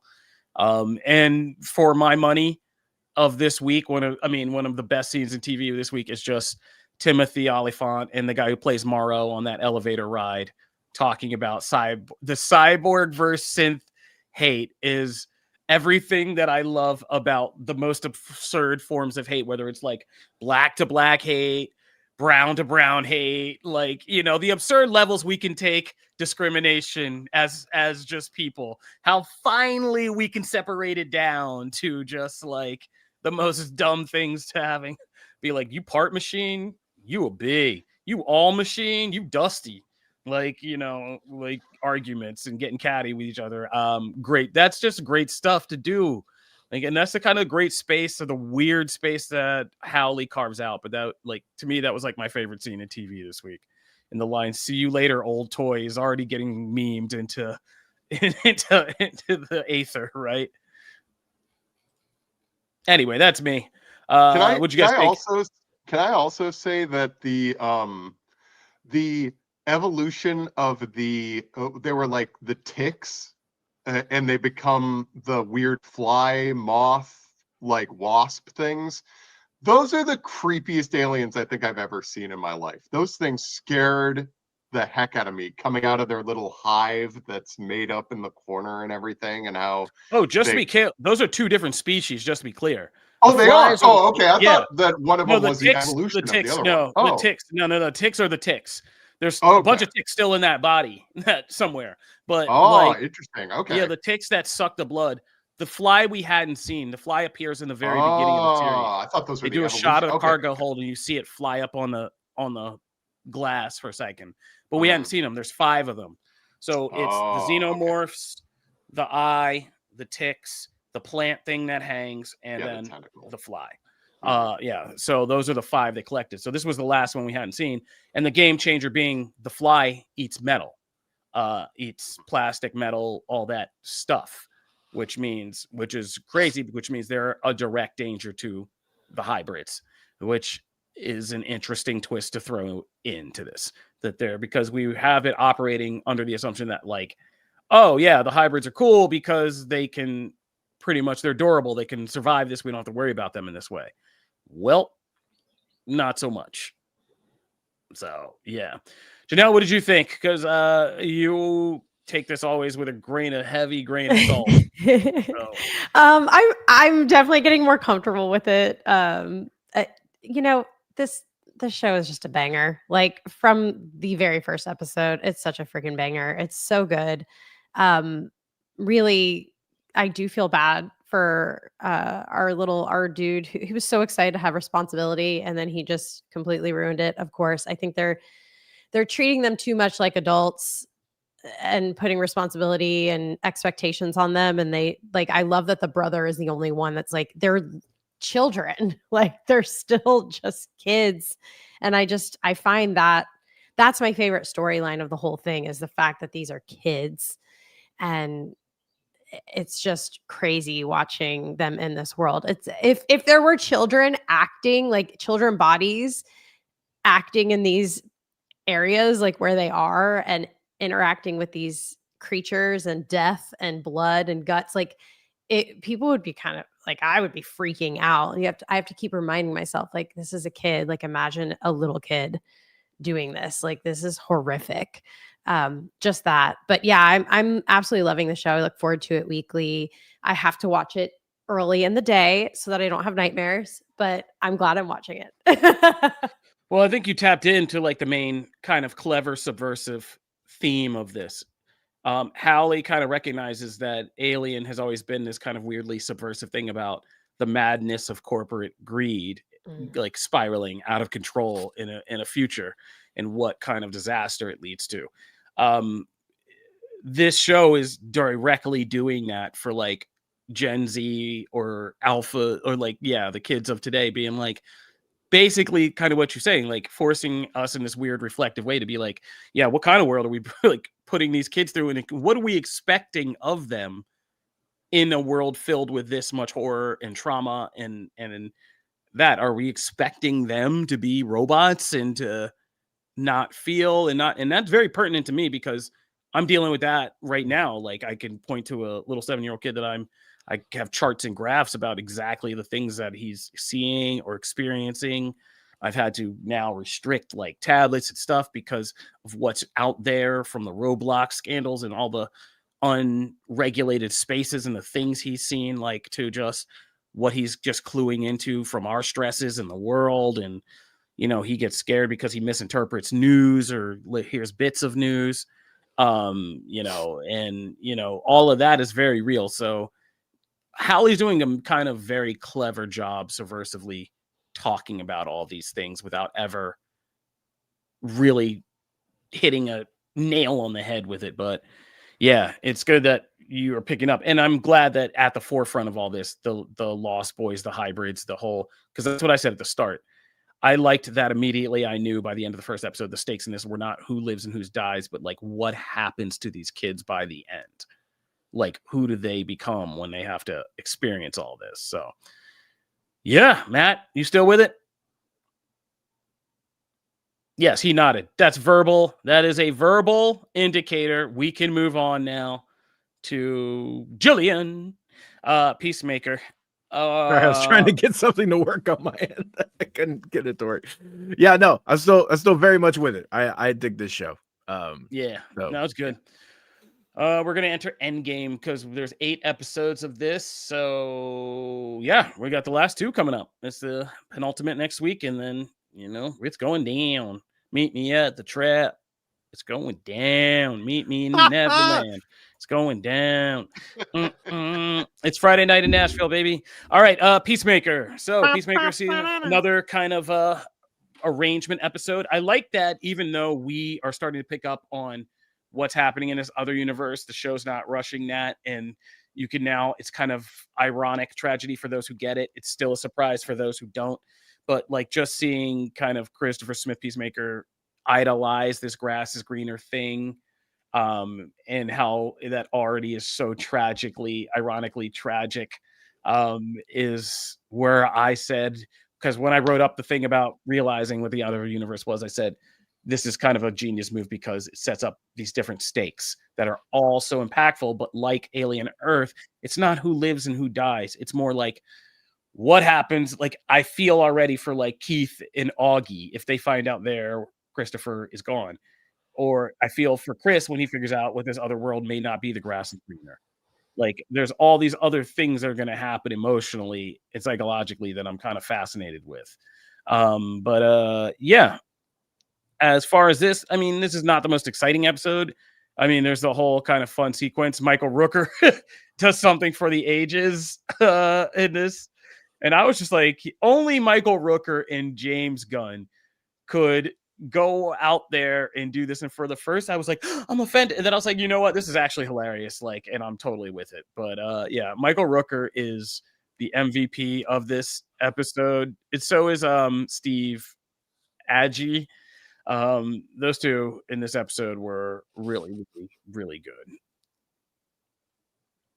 Yeah, that clip at the end, like at the very, very end with Rooker, like floating over and the dance, the fire dance, like him and Gunn just with a camera by a fire, like going ballistic. I was just like, and that, I mean, that's the thing about James Gunn. You could tell like when he's really just having fun with his friends. Like that whole sequence is literally like him and Rooker by a fire just going nuts. Like probably killed a bottle of whiskey before that. And we're like, all right, let's do it. Oh like, yeah. And it was just, so. Absolutely. But all I'm gonna say is Saul Rodriguez. Period. That's all I'm gonna say. All right. So Matt, Evan, what did you think of this episode? Besides Saul Rodriguez. I think. Oh, sure. So like I love Peacemaker. I think it's so funny because a lot of my normie friends, they ask me about like comic book related stuff in terms of Peacemaker, and I tell them I'm just like I had no idea who Peacemaker was, and I'm deep into this life, and I didn't know who he was originally when James Gunn had introduced him in the Suicide Squad. And this show is amazing, and I'm so glad that it's such an integral part of like Gunn's DCU. I think it's just like and Michael Rooker as this character, and God bless James Gunn for just pulling so many ridiculous characters from DC lore. I have no idea if this character must be in the comics somewhere, and I'm gonna look forward to trying to find him. But also, I am totally fine with. I know Michael Rooker originally played, I think his name was Savant in the Suicide Squad. I'm totally fine with them continuously giving Michael Rooker new roles, just playing different characters. Like my personal hope was that he would be brought on, and this is going to be a deep cut for Superman fans, as Bibbo in like one of the future Superman movies, because I think he would be perfect for that role as like this weird Popeye the Sailor Man style character who is in love with Superman. I've been for life. Bibbo's such a good character, and I think Michael Rooker could nail it. But like, I just love this shit. This is one of my favorite. This might go down as one of my favorite comic book TV shows in general, just because I'm having so much fun. All these characters are so well thought out. It's so funny. There's so many like beats. It's so intriguing in terms of like because Gunn has gone on record in the past that this season of Peacemaker is going to deliver story that is like, this is going to be something big in terms of where his DC is going, like wherever this is going. And there are ideas in terms of oh well, it's going to be something multiversal. My weird theory is that this is going to somehow tie into the Matt Kofi, Janelle, maybe you guys might know this comic book storyline. Man, it's a deep pull, but there's two things of like Panic in the Sky, as well as Bloodlines, which is such a weird comic book pull, but it was like a combination of annuals that gave us characters like Hitman and gave us a bunch of other weird characters that I think is right up Gunn's alley. But I'm loving this series so much. It's doing all the right things for me. it's nonstop funny. The character work works exceptionally well, and it's gun firing on all engines, and I can't wait to see more of it. You want to hear something bugged out? I was just looking up an article I'm sharing to Comic Book. Yeah, that wasn't originally Rooker. They shot this role with a whole other actor. Gunn won't say who it was, but it was somebody famous who was originally playing this role. And he said it didn't work out. And so they called in Rooker last minute to reshoot all the scenes of that character. Wow. And he just ran up in there. Oh my God, I love that. The last minute. Dude, I love him. Amazing. He was like, I'm in a bind. So he just called and he said he joked. He was like, how much you paying? And he told Rooker, you'll have to pay us. And he was like, all right, I'll be there. And then but yeah, he's just like, that's who he taps. He's like, oh man, I'm screwed. Can you do this? He's like, all right, I'll do it. And he just like shows up, throws on the thing, and does the thing. That makes it even better. Yes. Like, yeah, it's great. I mean, talk about look, a lot was, you touched on it earlier, right? That like Gunn originally had, Batista in mind when he wrote this role. And so like the second choices really work out on this show. Really work out in general for Gunn, because he had such a great group of people that he can call on. But also, like, I want to give a lot of credit to Cena and what he is doing, especially this season especially with this character. Because like half the time I don't even call him Peacemaker anymore. I call him Chris, right? And to me, that's a big deal. That means you've turned the gimmick character that has the giant shiny helmet and is kind of this satirical take on beefed up military dudes, right? And you've taken that and you've made that a full person, and you've made that an element of them, but that is not all that there is to them. And the stuff Cena is doing in this with his expressions and the stuff with Harcourt, like all those conversations are like, he's doing some great work in there. And then we get the ridiculous, over the top absurdity comedy stuff that he's also great at. And like Gunn picked him for this role because of Trainwreck, and like we see all that stuff shine. But like I really feel like Cena, especially in this season, has kind of stepped up his game and really done a fantastic job. And he's what is bringing so much out of this character and his interactions with the rest of the group, because they feel like a family. And like there's no reason other than his bonds here with the rest of this group, as dysfunctional as they are, that is pulling him from not being in the other world 24/7.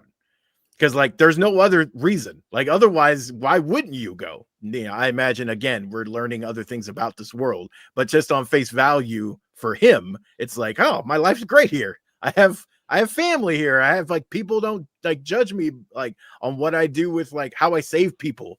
Like people die, there's chaos caused when I save people, but like, oh, who cares? You got it. So like, oh, that was I want to just put a pin on this, because that was, I forgot earlier. I just tried to BS my way through it, but that was the thing that I think Gunn's doing really well this season thematically, is when the turn eventually turns, like for both Chris and the viewer, it's going to be kind of messed up to be like, how long did it take me to realize this? And why didn't I realize this immediately? Like, how did I think this is quote unquote perfect and happy and normal and everything? And how come I didn't see through this is what I think the genius of what Gunn's kind of doing with this season is. Because that's going to be a great talking point. Sorry, resume. No, that's a perfect example of that. But like we're building that, but like so much of that is brought out by Cena's portrayal. He does such a good job in those moments. And when that bomb does drop for him, for the character, you're gonna feel that it's gonna resonate because of all the work he's done leading up to it. So I just want to, I know I was hard on the first season and it didn't resonate with me as much as it did other people, but like this season has really won me over. I think Cena's stepped up his game in this season. Like there's clearly that last season there was a lot of trickery. There was a lot of having him share the load pause like with a bunch of other actors in the room that could carry scenes with him. The banter, it was kind of passing the hot potato. There's a lot more character work. There's a lot more scenes with him this season. There's a lot just more depth to it. And yeah, I think one of the tricks is if he couldn't carry these scenes and make it about Chris and about the character work, we would begin to notice all the multiversal tricks and the larger things going on, but we're invested in the actual intimate stuff. So we're not asking or bothering to look too hard at those questions. All right, we got to wrap it up, but I do want to highlight there's a new movie, Stephen King movie out this week. It is called The Long Walk. I saw this a couple weeks ago and I was violated all embargoes because I was so excited to talk about it. Through PR snappers, I didn't even know there was an embargo because we were so far out. But yeah, it's a one that Stephen King wrote under one of his pseudonyms.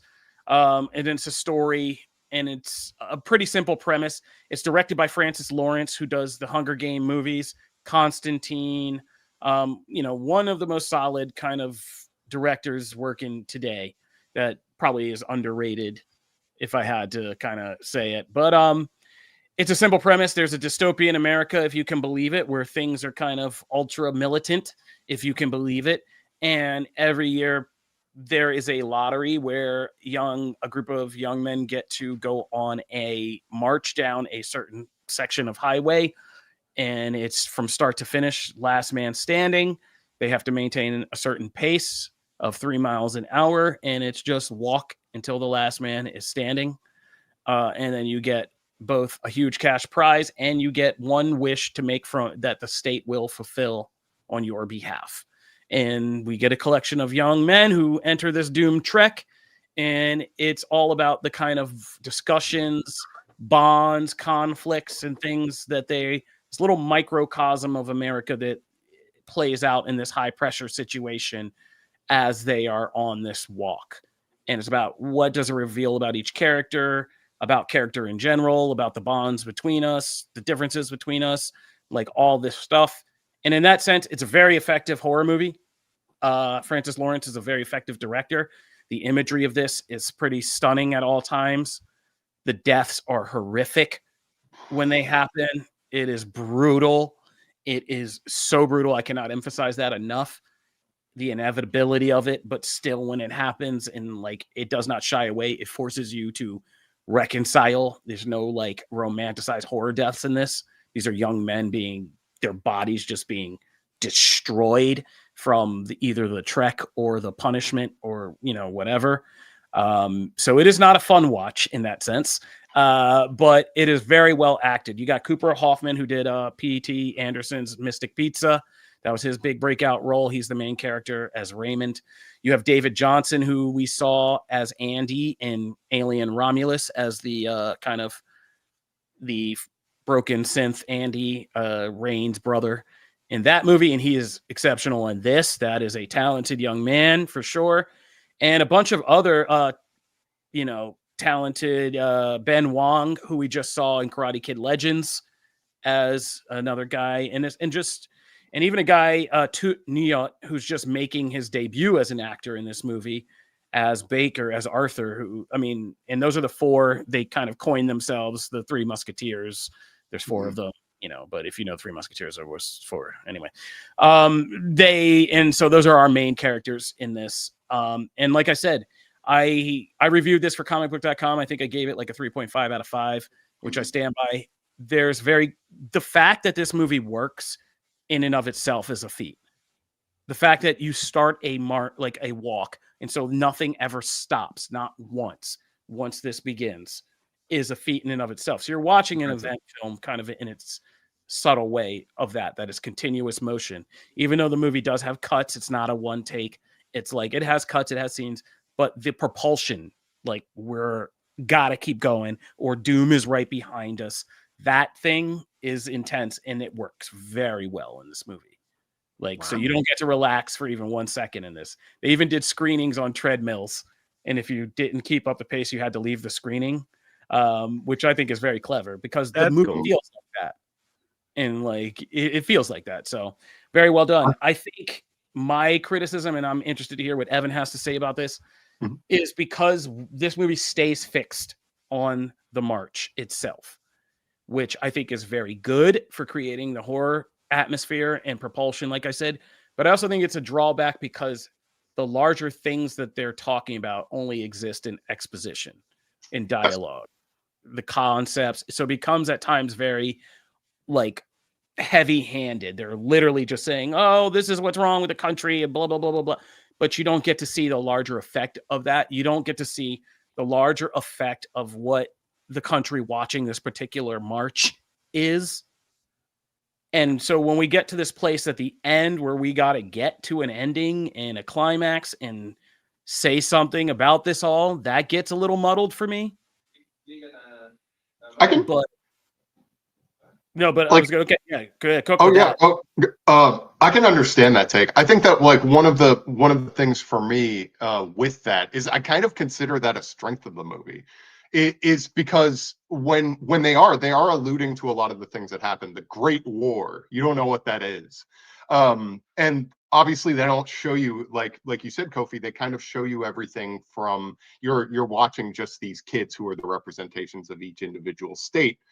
Mark Hamill as the Major is a fantastic character in this. He's the villain of this, but I think that I had no expectations going into this because I hadn't read the original book. But one of the things that he says to start off is that the long walk is so great because for a glorious, I think it's like 48 hours, the GDP goes up by 25% or something. And I thought that was such an amazing line in terms of like just showing how something horrible has happened to this world. The economy is in shambles. From what you do see of people who are watching it and the environment that you're kind of looking at, everything has gone to hell in this dystopian America. And the thing that is uniting people is what is effectively like Rome's gladiatorial, arena that is shown. I'm a little higher than your 3.5. I would probably give this like a 4.5 just because it for me, one of the things that this does so well is the characterization from each of these kids. You get a really good understanding of almost, well, not like all of them, but like a good like a dozen of them. You get to learn who they are, why they're doing this. And like you said, Kofi, they never shy away from the violence. The violence is so intense. That first kid who dies is so horrific in the way that they yeah, they just get shot, but the way that they get shot is so visceral and it's real. It's real. Yeah. It's horrible. If one of these kids, this doesn't really spoil anything, but if one of these kids goes for a gun and because like they get scared, obviously they start realizing that they can't do this walk. If they go for a gun, they shoot them in the stomach and just let them bleed out as kind of a message for the other kids on this deterrent walk. Yeah, a deterrent. Yeah, there's all these secondary rules that get kind of nuts. All these things. The idea of like, well, and they answer a lot of questions that you have as a viewer, which is like, well, how did they go to the bathroom? Boy, do they answer that question a lot. The warning system, there's so many different things at play, and it is a very simplistic movie in terms of you're just watching them walk. There's no aliens, there's no like other crazy things. They're just walking. There are kids who start losing their minds. There are kids that are really a-holes through this. There are the main protagonists that we follow, as Kofi, you said, they're the Musketeers, and they really do try to, there are heartbreaking moments in this movie. There are characters you come to love who are just like, we can't do it anymore because they're on day 4. And I could not recommend seeing this movie enough. I think that like, if you can deal with the absolutely brutal scenes that take place in this, it is a go see it in a theater recommendation. This year has been amazing for horror movies, like between this and Weapons and Sinners. In any other year for me, this would be one of my favorite horror movies. It is one of my favorite horror movies of the year, but I would say that it would take like one of my favorite movies of the year. But this year has been so good. Like for me, Sinners and Weapons still outbeat it for me, but like, man, does this movie work on all levels? So good. Yeah, and Francis Lawrence is kind of getting cemented as like one of the best genre directors of our age. He takes anything genre and like just elevates it so well, whether it's those Hunger Game movies or like this. And yeah, I mean, for me, I put this up there as one of the best Stephen King adaptations. Oh yeah. Like, oh yeah, easily like in my top 5 now. Yeah. It is really good. It is going to be one I do watch over and over again. Like, this will be one of those horror movies I play over and over again, even though it is so brutal. But it does its job. Like, it makes you really think about, like, yeah, the kinds of things we throw young men into and like what we do to their bodies. And yeah, the destruction of that is so well done in this movie. And that is the horror. It's just not even just like the gunshots, but just watching them march and seeing what begins to happen to these boys after, like you said, days, miles, hundreds of miles of marching. The hills, man. When they introduced the hills, oh man, that was so rough. Oh. Yeah, and then just like that. I mean, if you're an anxious person, yeah, this is gonna be fun. Like the confines of knowing there is no, and that's the mental aspect. Like, there's no other way out of this. There's only forwards for as many steps as you can take. And this is for, if there's 10 people, for 9 of them, this is the last day of their lives, or the last thing they're gonna do in their lives. Like, yeah. So yeah, great movie. I recommend seeing it. There are a couple choices at the box office this week. We could touch on the other one because I saw it. You saw it. Matt, where were you? You moved away, so you couldn't come with me. Demon Slayer, Infinity Castle. Oh, yeah. I knew nothing about this. I got yelled at the PR. They were like, please, we're showing it. Come see it. And I was like, all right. I sat down. By 45 minutes in, I was like, I know this manga. We are nowhere. Like, how long is this? 2 hours and 30 minutes. Hours. Wow. 2 hours and it's 30 only minutes. part 1 of a possible part 1 of 3. Yeah. So yeah, part 1 of a part 3, but it is highly rated. And I will say, yeah, since Ghost in the Shell, this might be one of the most beautiful, like, visually stunning anime features I've ever seen on the big screen since Ghost in the Shell, probably, when that came out and what that did visually. But yeah, it is insane. If you could see this in IMAX, go see this in IMAX. Like, I mean, because that was always the thing about doing this as a series, which I get stretching it out into seasons of a show, but like the Infinity Castle itself is a character, a major character in this, and you need to have the scope of that on screen, because even the page couldn't really necessarily convey it in these kind of alternating scenes. When you see it here, it is a whole nother scale of what these warriors are up against and like how impossible this task is and all the things that need to go right for this thing to work out. And it's good. It's a little dramatic in certain places. It's anime, and in this animes, there's like 30-minute sequences about a demon's origin. Like, it gets pretty dramatic, but the battles, the scope, the spectacle, it's insane. It's very much a movie that's because I reviewed it for the site, and one of the things that makes this such a difficult recommendation is that you have to have seen the series before this. I cannot imagine somebody just walking into this movie and just not knowing the story. Like, how even? But yeah, as Kofi, as you said, it's 2.5 hours. It's a giant movie, and there are times that kind of drag in it, but it is a gorgeous movie. Like, if you are an animation fan, it is worth seeing in that regard. But yeah, it's about, I gave it like a 3 out of 10, or 3 out of 5. And it's an amazing spectacle, but yeah, this is not one that you can just kind of jump into. I feel like, I know, Matt, you saw like Dragon Ball Superhero, and I think that's kind of one you could jump into a little easier than this. Like, without necessarily knowing everything about the characters. This one is just like, you are immediately starting from the end of season 4 of Demon Slayer and going into this. So it's like, it's a tough recommend in that regard.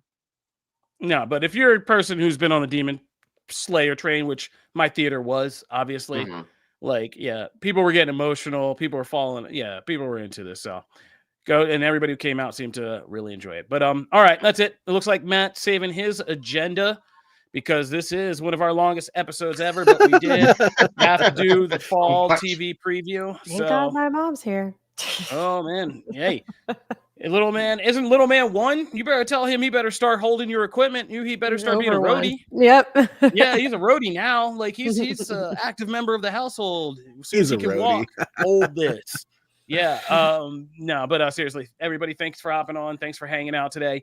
Hopefully we've given you some good recommendations on the TV front with our fall TV preview. We also didn't know there was going to be all this banger news just dropping. Like, we didn't plan this episode with RDJ's Doom popping out and then us getting another Super Mario movie and all this. Like, yeah, this stuff has gotten crazy at the end of the week. So thanks everybody again for hanging tough, and we'll be back next week.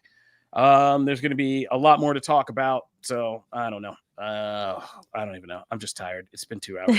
We are Comic Book Nation. We're out of here. Peace.